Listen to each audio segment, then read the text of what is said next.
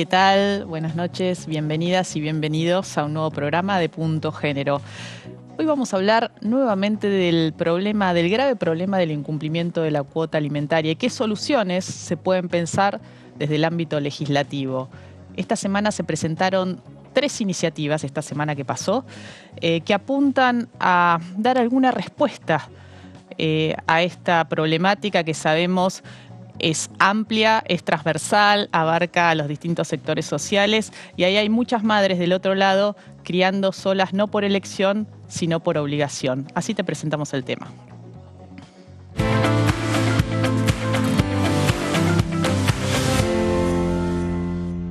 En nuestro país, 7 de cada 10 progenitores incumplen con el pago de la cuota alimentaria. Una de las principales causas de esta situación es la existencia de un sistema judicial ineficaz y discriminatorio que genera el empobrecimiento de las mujeres y sus hijos y muchas veces apaña al progenitor deudor. En este sentido, la Dirección Nacional de Promoción y Fortalecimiento para el Acceso a la Justicia presentó la semana pasada en el Congreso la iniciativa Propuestas Legislativas para el Acceso al Derecho de Cuota Alimentaria de Niños, Niñas y Adolescentes. Se trata de un conjunto de herramientas específicas centradas en la naturaleza urgente del alimento y su prelación jurídica, además de continuar con el trabajo territorial caso a caso, asistiendo a cada madre que padece este problema, que es el no pago de la cuota.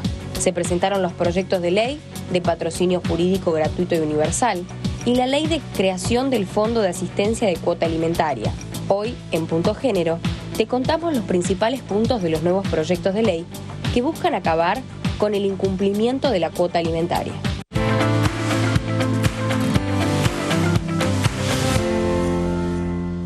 Y para contarte más detalles de qué se trata cada una de estas iniciativas parlamentarias, estamos por un lado con el diputado Daniel Arroyo del Frente de Todos, que estuvo en la presentación de estas iniciativas y es impulsor también, y con Sabrina Cartavia Groba, que es jefa de gabinete de la Subsecretaría de Políticas de Género y Diversidad Sexual de la Provincia de Buenos Aires. Buenas noches, gracias a los dos. Buenas noches. Por acompañarnos. Bueno, a ver, vamos a ir por partes.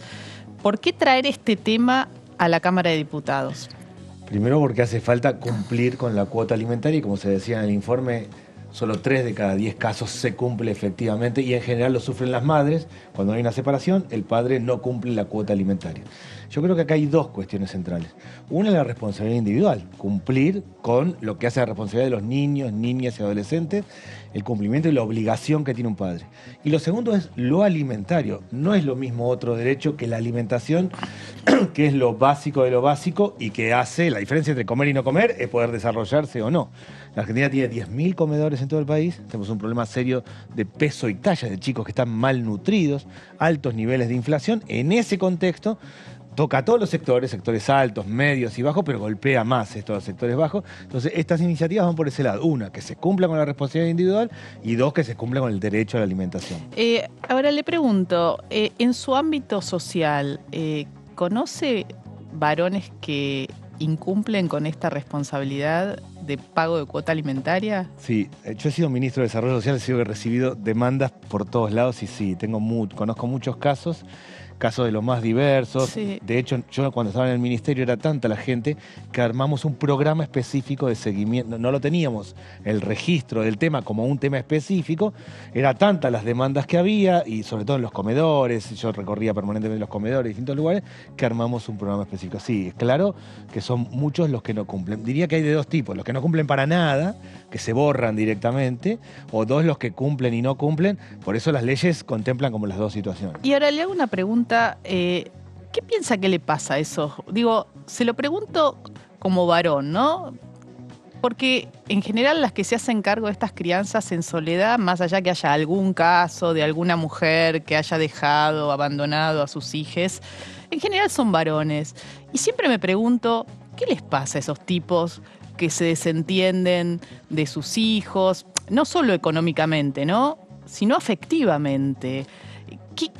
¿Qué hay ahí que sobrevuela o que impacta para que crean que este monto de dinero que se necesita para criar no es algo que le dan a ella para que se vaya de compras, como muchas veces todavía están instalados esas creencias falsas, ¿no? Esos mitos.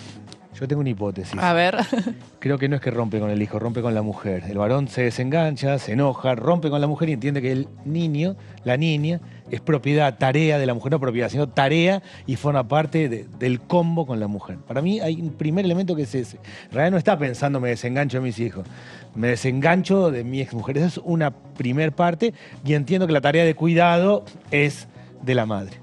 Hay una segunda parte también que tiene mi mirada, una cuestión más perversa, y es esta idea del hombre proveedor, de decir, te corto, no lo hago, o a veces sí, a veces no. Por eso yo distinguía. Una cosa es el que se borra y se las toma, y el que lo usa como mecanismo de presión, que a veces sí lo hago, a veces no. Es otra parte como de control sobre la mujer. Pero para mí lo primero es como lo determinante, y yo lo que he seguido muchos casos, es que cuando de alguna manera la separación es prolongada, se arma un esquema y se organiza. Hay un primer momento de mucho tumulto y después se organiza más razonablemente. Es mi hipótesis, no es que lo tenga estudiado, pero de los casos que he conocido he llegado a esa conclusión. No, porque pensaba cuánto hay de desarmar culturalmente esto, ¿no? Para que tomen conciencia de que es una responsabilidad y no es un favor, ni, bueno, algo que, les toca, sino que, bueno, si te hiciste cargo, tenés que hacerte cargo de los hijos que tuviste. Es así. Digo, no hay otra salida. Es una obligación. Así como mandar a los chicos a la escuela es una obligación. Claro. No sé si me parece o no. Por eso, es obligatorio, lo mismo en este caso. Por eso pensaba, ahora vamos a hablar, Sabri, la necesidad del patrocinio jurídico gratuito, que es una de las iniciativas, pero también pensar en la posibilidad de armar campañas que tengan que ver con... Hemos trabajado mucho en estos años desarmando cuestiones culturales, ¿no? Creencias.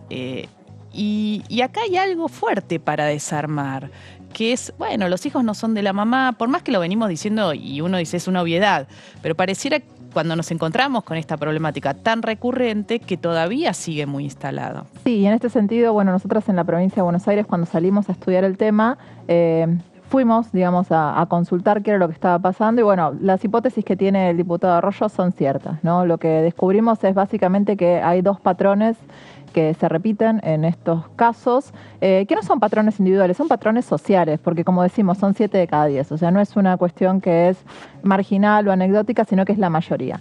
Y en esto lo que vimos es que justamente existe esta división, siempre que decimos, ¿no?, sexual del trabajo en nuestra sociedad, donde se sigue viendo que los hijos y las hijas son, como se dice, una responsabilidad del cuidado de las mujeres, pero por otro lado, además, hay un segundo factor que me gustaría señalar y es que se ve a la obligación alimentaria no como una cuestión de corresponsabilidad en los cuidados, sino como una multa o un impuesto. Claro. Y esto es muy interesante también para cómo nosotros desde nuestro país, en la Argentina, vemos socialmente el pago de impuestos, donde sabemos que existe una enorme cantidad de personas que evaden y eluden sus obligaciones fiscales.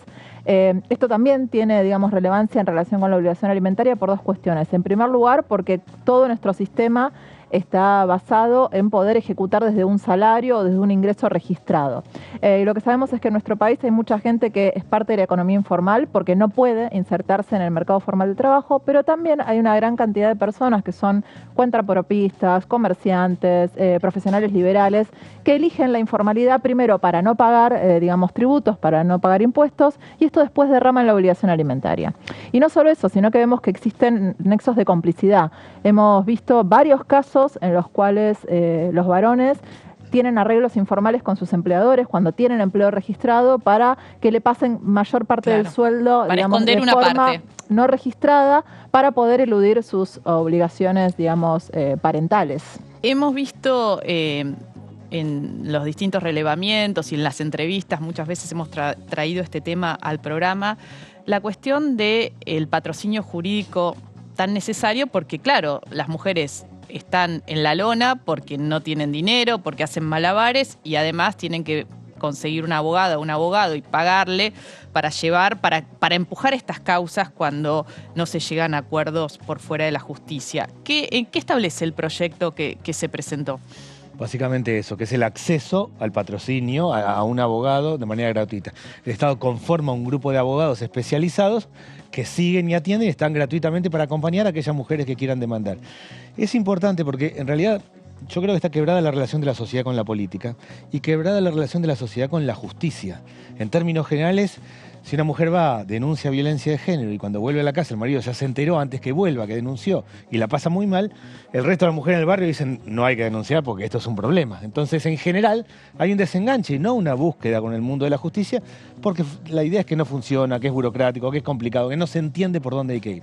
La idea es que el Estado se haga cargo y cree un fondo, por un lado, y cree un conjunto de abogados y especialistas que lo puedan hacer de manera gratuita, para mí es clave. Hoy, lo que son los centros de acceso a la justicia lo están haciendo, pero lo hacen a demanda. Es decir, una mujer va al centro, cuenta su situación y empiezan a seguirlo. Pero es caso por caso de quien se enteró que ahí hay un centro de acceso a la justicia y va. Esto sería al revés, ir a buscar, identificar listados, a partir de los listados ver cuál es la situación de las madres e ir a buscarlo. Yo creo que es una cosa de escala importante y gratuito y tiene que ser abogados que tengan lenguaje de vida cotidiana, no que hablen como no se entiende, sino que tiene que dejarle claro a la madre qué es lo que tiene que hacer para acceder a ese patrocinio.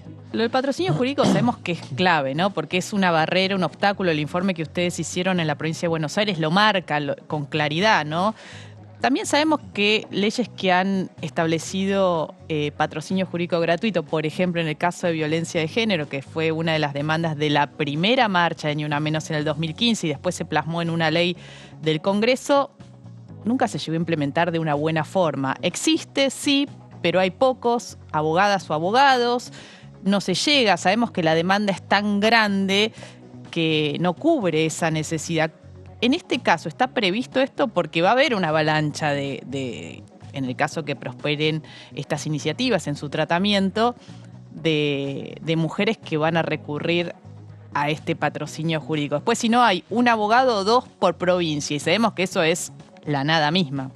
Bueno, en primer lugar, dejar en claro que los centros de acceso a la justicia hoy en día ya están tomando estos casos, están llevando adelante demandas, están acompañando a las mujeres y sus hijos que necesitan esto. Esto es un dato, me parece relevante. Sí, para que ¿dónde se puede, quien lo necesite esté del otro lado? Pueden buscar en internet la página de la Dirección Nacional de Acceso a la Justicia, ahí fijarse, está muy bien detallado, digamos, por provincia y por localidad, dónde está el centro de acceso a la justicia más cercano. Tienen muchos en todo el país y de hecho, digamos, estuvieron trabajando, si bien ya ellas venían trabajando la cuestión de obligación alimentaria en los últimos meses, a raíz del informe que hicimos desde la provincia de Buenos Aires, pusieron esto como un punto focal en su agenda de trabajo. Y es muy interesante también lo que pasó, porque de ahí sacan también la conclusión compartida de que hay que hacer una reforma en el proceso. O sea, que no alcanza solamente con dar mayores patrocinios jurídicos gratuitos que la gente pueda acceder, porque el proceso tiene problemas. O sea, el proceso se parece más bien a un camino de obstáculos lleno de vallados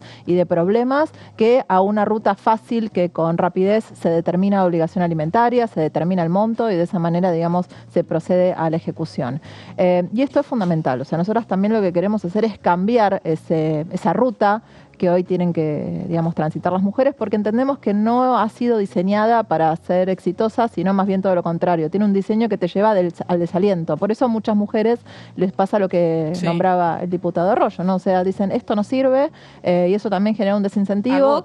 Agota, genera un desincentivo. Muchas mujeres incluso se han endeudado para pagar abogados y abogadas para no obtener ningún resultado. Y acá quiero decir algo que me parece que es clave, y es que no depende también de que tengas un buen o un mal abogado, sino que el procedimiento es tan engorroso que te lleva al fracaso. Y en ese sentido, una de las iniciativas apunta a hacer reformas en el Código Procesal.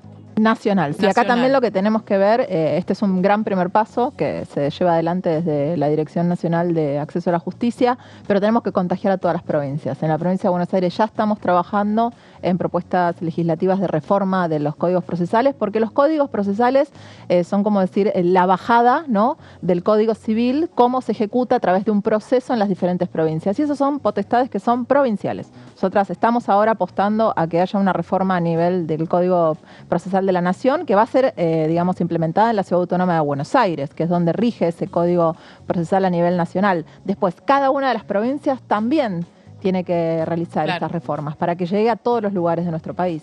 El tercer punto es la creación de un fondo de asistencia alimentaria. ¿En qué consiste? ¿Cómo se implementaría? Sí, yo lo completaría Sí. con lo que se decía recién. Para mí la diferencia entre palabra y hecho es el presupuesto. Una Claro. ley puede decir cualquier cosa, pero Exacto. realmente va a suceder si hay un fondo para hacerlo. Si hay un fondo real para llevarlo adelante, se va a poder universalizar. Si hay un fondo solo para que un abogado atienda 1000 casos, por mejor onda que tenga y aún mejorando los procedimientos, no va a poder. La idea del fondo es eso, básicamente, construir un fondo. La única política pública que es en escala es la que tiene recursos. O sea, en el Estado yo creo que no se pueden hacer pruebas piloto. No es que yo puedo tomar 3 casos Claro. y ver cómo va. Una cosa es que esté en una ONG y lo haga, y otra cosa en el Estado. Acá la idea se crea un fondo, con ese fondo se genera y se financia todo el sistema, se va acompañando y compensando parte de la cuota alimentaria, y además se va trabajando para que los abogados, las abogadas estén en línea para O sea, hacerlo. el Estado adelantaría En parte lo que le correspondería. Sí, se por crea un fondo responsabilidad rotatorio, parental. básicamente, que lo que le permite es permanentemente tener fondos para acompañar, para atender y para ir cubriendo ya ese proceso. Porque además, si el proceso es muy largo, como se planteaba, la mujer se va desenganchando. Si las personas viven, tienen 25 problemas y además tienen que seguir esto, con lo cual lo que hay que hacer es simplificarle. Lo interesante creo que de estas iniciativas es cambiar el paradigma, ¿no? Deja de ser un problema entre privados, en todo caso, entre el padre que no convive con sus hijos y su ex esposa, para convertirse en un problema en el cual el Estado está presente, ¿no? Y el Estado toma parte para equilibrar esa balanza que está muy desbalanceada, ¿no? Pero porque hay una obligación, básicamente. Claro. Por eso entonces, el Estado tiene que obligar. Porque es un derecho la alimentación para es un derecho para el niño, es una obligación para el padre, con lo cual el Estado tiene que meterse acá. Claro. Si fuera un tema solo de onda, el que puede lo hace y el que puede no, sería de puro mercado privado. Pero acá hay una obligación, el Estado tiene que lograr que se cumpla. Muchísimas gracias, diputado. Muchísimas gracias, Sabrina, abogada especializada en esto y que fue quien llevó adelante esta investigación, este relevamiento en la provincia de Buenos Aires, que, bueno, puso sobre la mesa lo que estaba pasando, ¿no? Y tan importantes los diagnósticos para después tomar decisiones y avanzar en este sentido con estas 3 iniciativas que esperemos tengan tratamiento acá en la Cámara de Diputados, empiecen a discutirse. Y nosotras y nosotros vamos a hablar ahora sobre las denuncias de abuso sexual contra docentes que vienen incrementándose en las escuelas, sobre todo en jardines de infantes, en las distintas provincias. Así lo presentamos.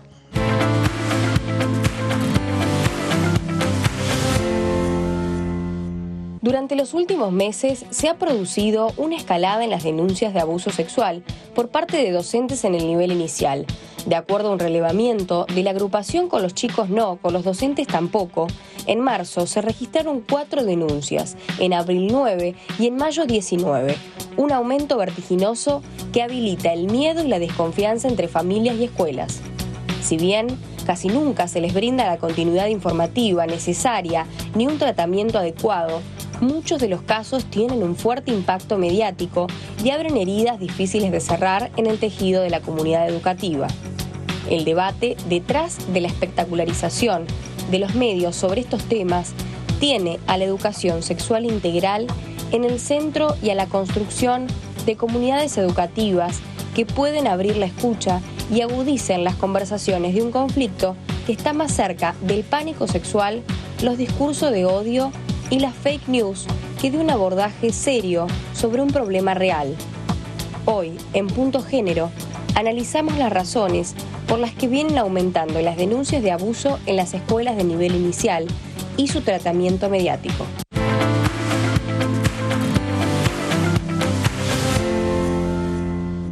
Hace algunos días leí una entrevista muy interesante que le hizo la colega Euge Murillo para el suplemento Las 12 de Página 12 a la licenciada Liliana Maltz, que ella es especialista en gestión y conducción del sistema educativo y sus instituciones, especialista en educación sexual integral y es licenciada en Ciencias de la Educación y psicóloga social.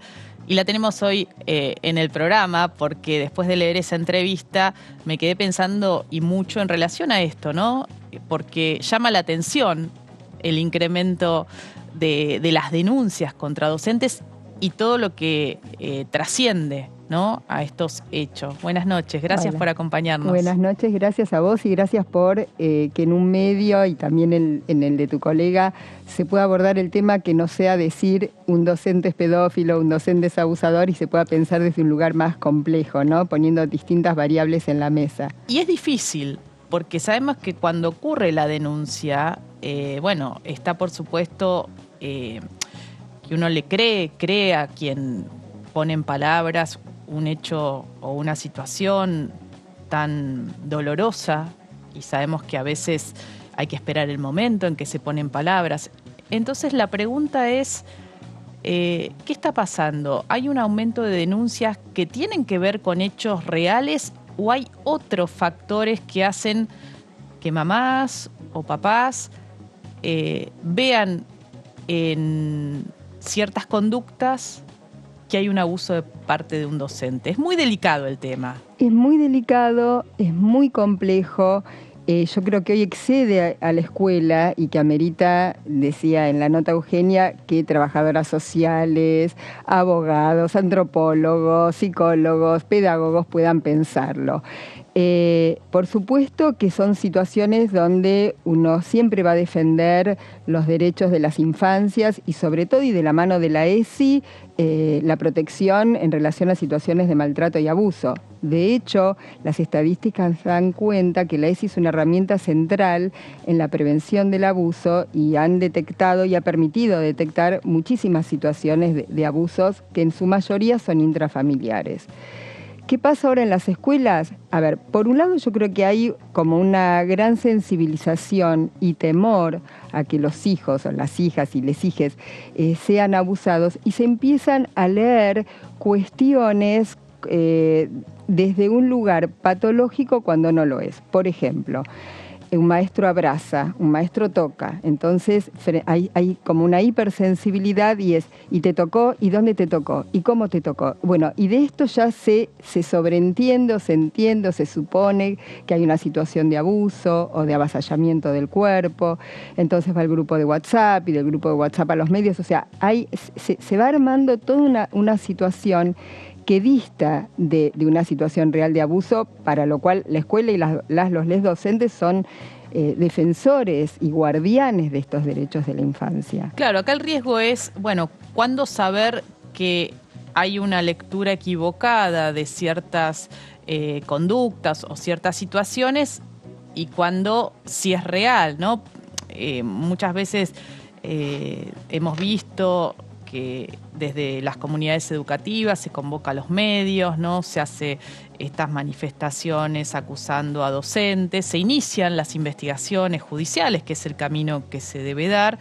¿Y en qué quedan estas investigaciones? Digo, porque en el informe dábamos cuenta de un incremento de las denuncias, pero después no hay seguimiento, no sabemos qué pasó.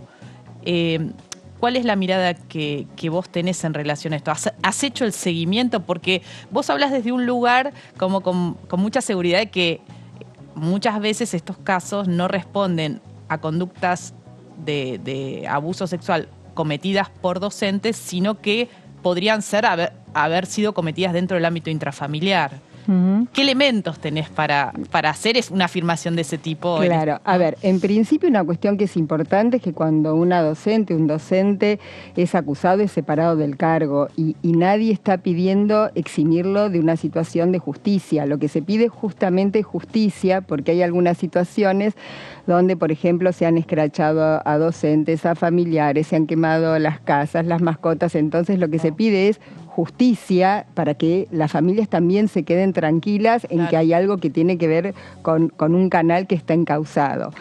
Yo creo que esta hipersensibilidad hace que las familias, cuando pregunten, ya están como presuponiendo que hay una situación de abuso y ya empiezan a preguntar a sus hijos casi confirmando. La vez pasada en un encuentro, María Eugenia Kovacic, que es una psicóloga del testimonio, explicaba que hoy hay tanta sensibilidad que algunos síntomas, como por ejemplo hacerse pis o tener regresiones haciéndose pis, o masturbarse, o bajarse los pantalones, situaciones que son parte de la sexualidad infantil esperable, común y demás, están vistas con que, si se toca es porque el maestro lo tocó, si se hizo pis, entonces pasó algo en el jardín, ¿no? Entonces, lo que venimos trabajando es lo central, que es trabajar con las familias, aclarando, explicando muchas cuestiones que hoy aparecen patologizadas o se leen como un abuso o señales de abuso cuando no lo son. Por supuesto que es difícil decir, bueno, cuándo sí, cuándo no, digamos, pero en marzo, por ejemplo, hubo desde los casos mediáticos 4. En abril 9 y en mayo ya ni 19, cuando se los di a Eugenia, subieron a 22. O sea, hay un aumento exponencial y uno debería pensar, ¿qué pasa? ¿Todos las docentes devinieron en pedófilos? O sea, no podemos pensar que hay otras cuestiones también que están aconteciendo, ¿no? Porque son cifras realmente preocupantes. Absolutamente. Pensaba si podría ser como un efecto no deseado de la visibilización de la problemática del abuso, porque es cierto, sobre todo a partir de la denuncia de Telma Fardín contra el actor Juan D'Artés y todo lo que eso generó a partir del 2018, hay más conocimiento, ¿no? Se habla más de este tema en las casas y también la ESI vino a poner esto. Y esta hipersensibilización que vos señalás podría estar asociada a esta sobreinformación en todo caso. Creo que no hay una sola relación lineal. Creo que puede ser una de las cuestiones. También puede ser cuestiones que tengan que ver con interpelar la educación sexual integral y todos los avances, porque justamente en los jardines se trabaja muchísimo esto de tu cuerpo es tuyo, tu cuerpo es tu territorio, que nadie te haga algo que a vos no te gusta, poner en palabras, ¿no? Empoderar a los cuerpos de las niñeces y que se sientan felices por fuera de modelos hegemónicos. O sea, se trabaja muchísimo en lo que es la prevención del abuso sexual infantil. Entonces, es llamativo esto. Pero yo creo que también hay otros factores que están incidiendo, que es que las docentes son las primeras representantes del Estado, de un Estado que a veces no satisface todas las necesidades, y es donde se ponen también enojos, broncas, demandas no satisfechas, por supuesto, no siempre conscientes.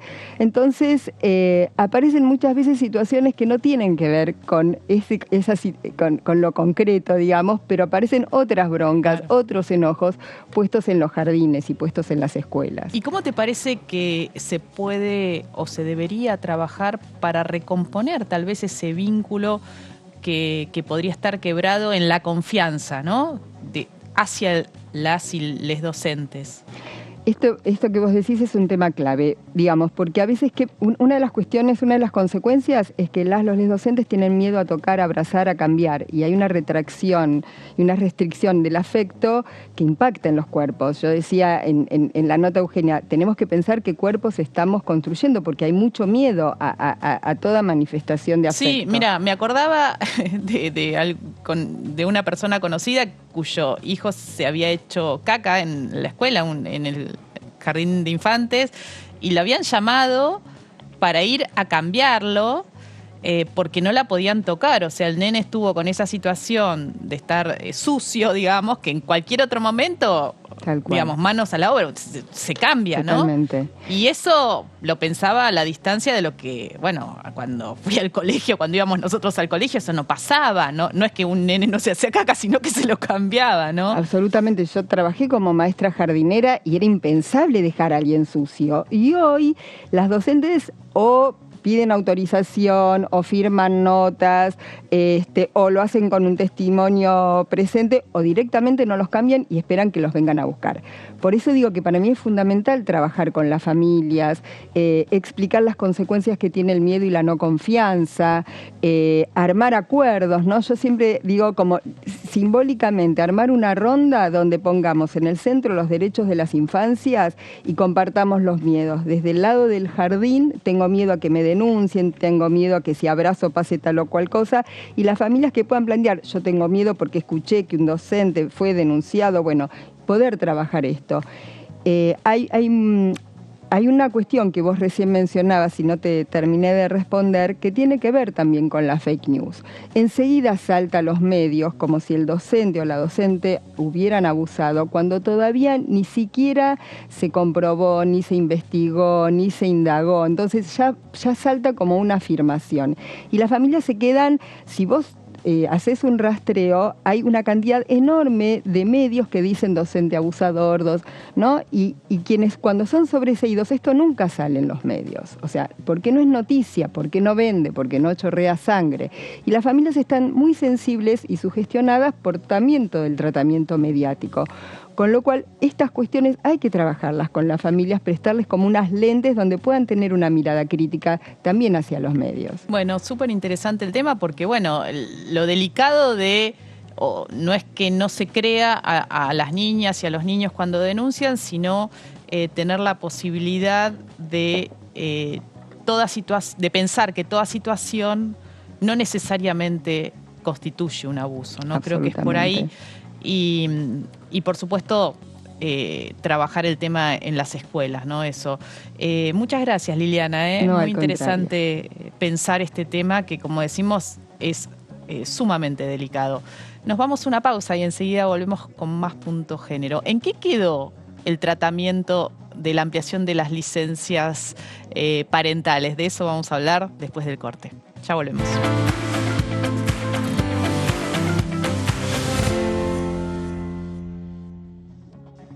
Seguimos en Punto Género. Y antes de hablar del tratamiento, ¿en qué quedó la ampliación de las licencias parentales?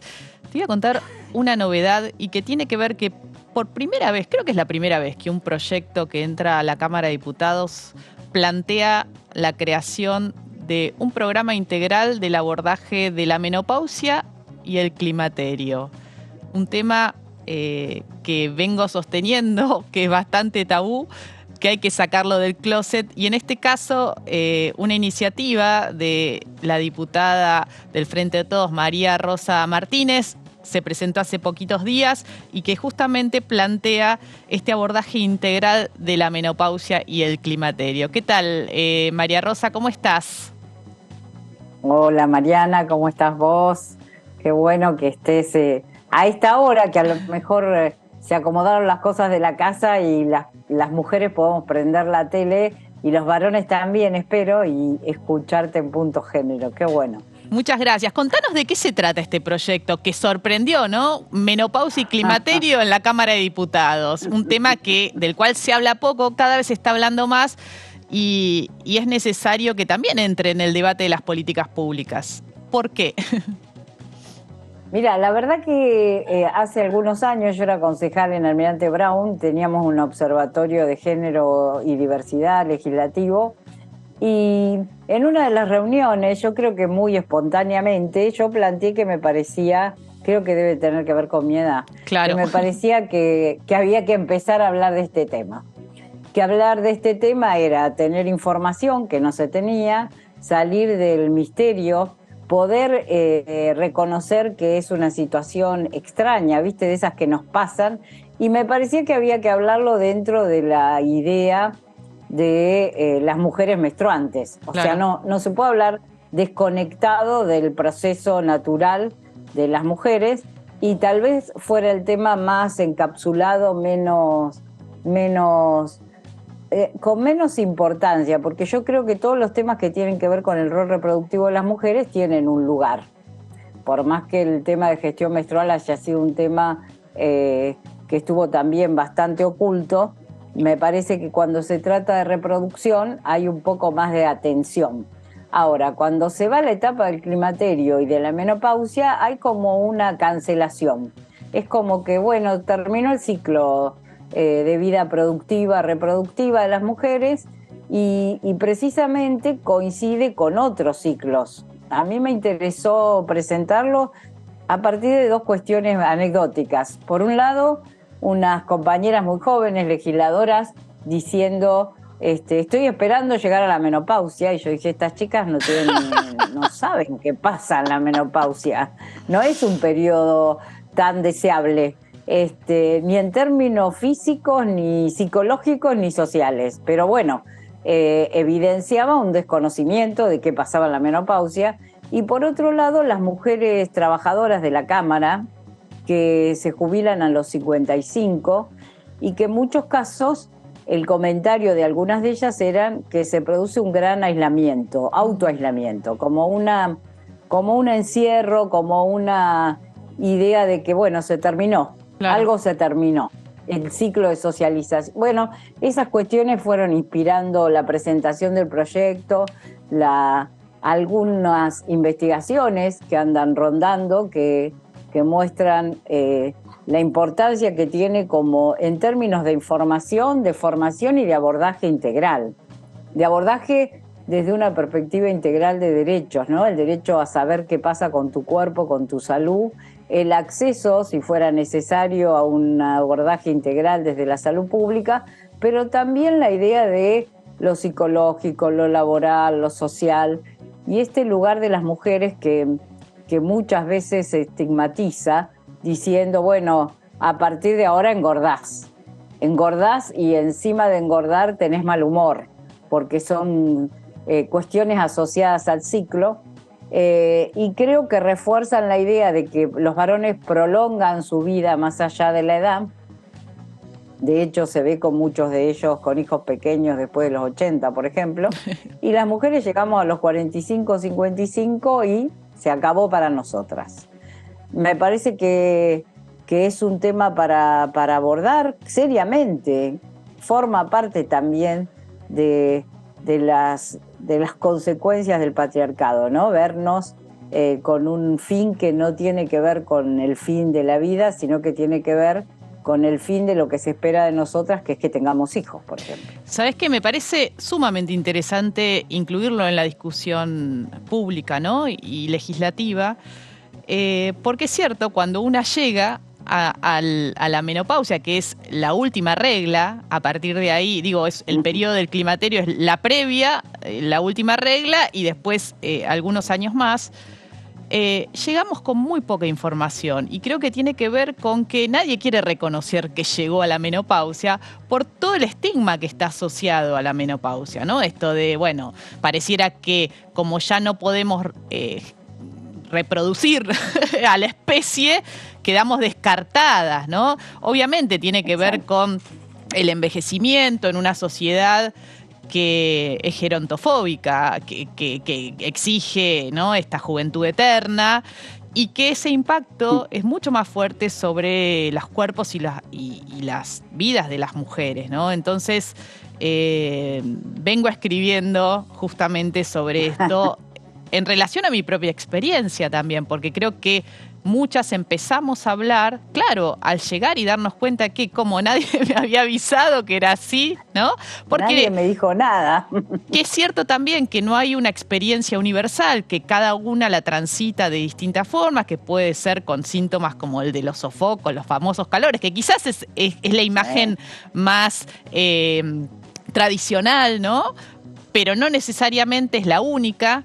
Y que hay alternativas sin pensar en una medicalización o que se trata de una enfermedad, pero sí hay alternativas de acompañamiento que nos pueden permitir llevarlo de la mejor manera, ¿no? Que no signifique, bueno, el fin de nuestras vidas. Y creo que también asociarlo al deseo sexual, ¿no? A que hay una vida después, incluso desde el deseo, me parece súper importante. Contame cómo va a seguir este tema. ¿Se presentó? ¿Por qué comisiones va a tener que atravesar? Y algunos 2-3 puntos que establece. Mira, se presentó, va a ingresar por la Comisión de Género y Diversidad y la Comisión de Salud. A mí me parece importante, y porque hay clima para eso, que podamos hacer un tratamiento conjunto de estas dos comisiones, claro, como para acelerar procesos. Viste que en la Cámara de Diputados, si cada comisión se toma su tiempo de reunión, de poner una agenda, bueno, se alarga. La idea sería poder trabajarlo en conjunto con la Comisión de Salud, sin entender que sea una cuestión solo de salud pública. Ahí en el proyecto proponemos que exista un comité coordinador que incluya al Ministerio de las Mujeres por un lado y al Ministerio de Educación. Hace unos años yo presenté una ampliación de la ESI, de la Ley de Educación Sexual Integral, incorporando todo el tema de diversidad, porque cuando fue votada no estaba. Y bueno, eso se dio. Yo creo que hay que incorporar esta temática dentro de la educación sexual integral.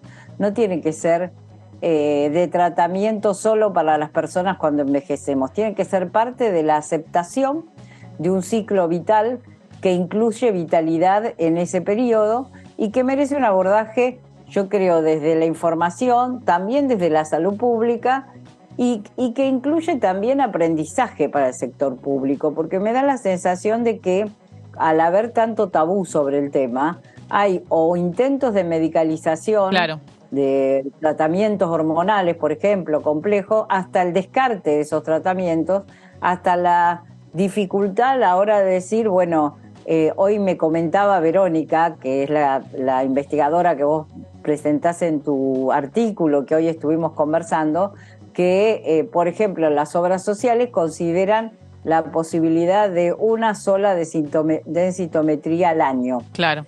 Y en realidad, para poder tener un panorama completo de qué pasa con los principios de osteoporosis, hay que hacer dos, una de columna y una de cadera. Entonces, también hay que introducir modificaciones dentro del sistema de salud. Me parece que el María Rosa, del... tengo que ir a un corte y te tengo que despedir, pero quiero que vengas otro día al programa y vamos a seguir hablando para seguir sacando a la menopausia del closet y meterla en una discusión desde una perspectiva de derechos. ¿Te parece? Muchas gracias siempre y felicitaciones por el programa, muchas gracias. Bueno, un abrazo. Nos vamos rapidito a un corte y volvemos y ahí sí te cuento en qué está, te vamos a contar con Lucía Sirmi en qué está el debate de las licencias parentales. Ya volvemos.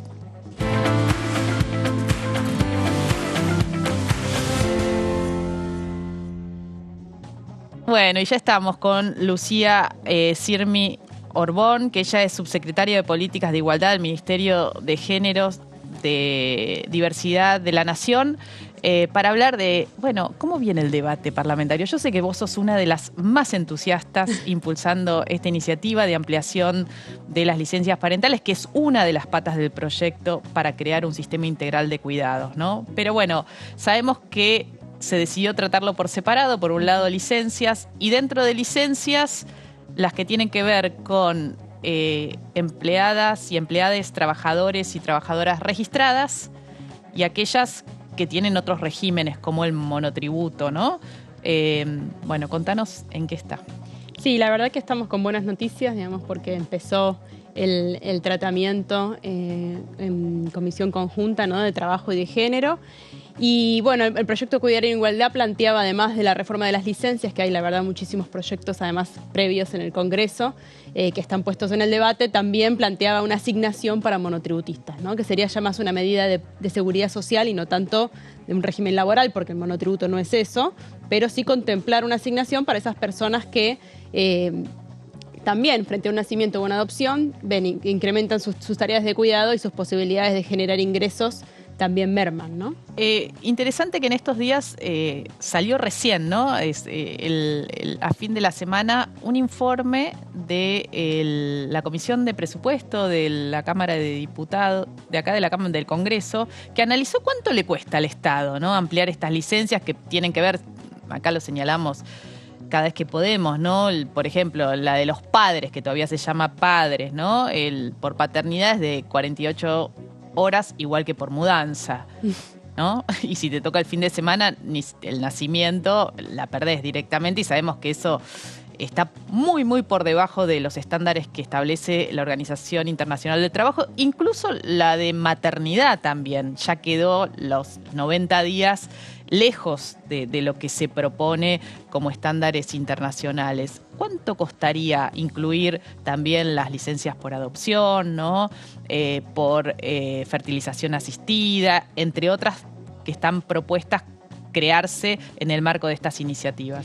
Y es el 0,05% del PBI. 0,00. Sí, hay 2 ceros antes del 5 y esto lo digo porque si uno lo compara con otros gastos, Claro. por ejemplo, lo que fue el pago del dólar soja, que fue 0,74% del PBI, o medidas con las que estamos muy de acuerdo, como por ejemplo la asignación universal es el 0,5% del PBI, esto es el 0,05, o sea, es mucho más chiquitito y está bueno recalcarlo porque hay una idea de que esto es muy costoso, pero después la probabilidad de ocurrencia, y sobre todo en Argentina, que tiene una tasa de nacimiento que está lentamente cayendo, es mucho más chica. Así que no es una medida costosa. Bien, empezó el debate en comisiones con las diputadas y diputados. ¿Sería importante que se escucharan también a las organizaciones de la sociedad civil, organismos internacionales como UNICEF, que vienen trabajando en la temática? Sí. Digo, del mismo modo de debate que fue, tal vez no con las extensas audiencias públicas que se dieron en torno a la interrupción voluntaria del embarazo, pero tal vez ampliar un poco la discusión. Sí, vale la pena recalcar que tanto el proyecto Cuidar en Igualdad fue escrito participativamente, así como también los foros participativos que llevaron adelante las diputadas y diputados, o sea que hay un proceso participativo detrás. Después, cómo serán las instancias del tratamiento, digamos, no, desde el Poder Ejecutivo no puedo hablar sobre eso, las mejor para hablar de eso son las diputadas. Sí creo que cuanto más lo volvamos un debate público y más lo volvamos una cuestión de toda la sociedad y no solo una cuestión de género, porque nosotros estamos reformando las licencias porque queremos varones más presentes que después se conecten con esa cuota alimentaria que hablaban antes, ¿no? Y que tengan una dimensión de cuántos son los gastos del cuidado, el tiempo del cuidado. Pero también es bueno para las niñeces, ¿no? Que tengan más personas a cargo. Así que es una inversión, digamos, en una política social, no solamente de género, y creo que hay que poder instalar este tema de esta forma, que hay una idea de que es un tema que nunca es urgente, entonces siempre es urgente, y para nosotros es una forma de reducir otras problemáticas a largo plazo. ¿Cuál es el impacto de este tipo de medidas? Impacto social. Vos señalabas esta cuestión, bueno, que los varones se puedan conectar más con la crianza, es un objetivo, ¿no? Esto de democratizar y distribuir de otra forma también las tareas de cuidado y que no recaigan mayoritariamente sobre las mujeres en las familias. ¿Qué otras consecuencias, podríamos decir, o impactos podría tener esta ampliación de licencias? Y sobre todo menor discriminación laboral para nosotras. Hace muchos años el Ministerio de Trabajo le preguntó a todas las empresas, bueno, ¿ustedes por qué no contratan mujeres? Y la respuesta fue, porque se toman la licencia. Y eso que la licencia está financiada solidariamente con la Seguridad Social, que de hecho es lo mismo que proponemos ahora y proponen el proyecto de dictamen para la licencia de los varones. Pero aún así hay una idea de, bueno, ella en algún momento se va a ir a cuidar y él no, él va a estar siempre. Entonces tenemos que generar la idea de que cualquier persona se puede ir a cuidar y hay que respetarle el tiempo y su derecho, porque además es bueno para toda la sociedad. ¿Pensás que este año se podría sacar en diputados, al menos con media sanción, y pasar por el Senado? O bueno, año electoral, sabemos que todo cuesta más, juntar a los legisladores en la Cámara para votar un proyecto.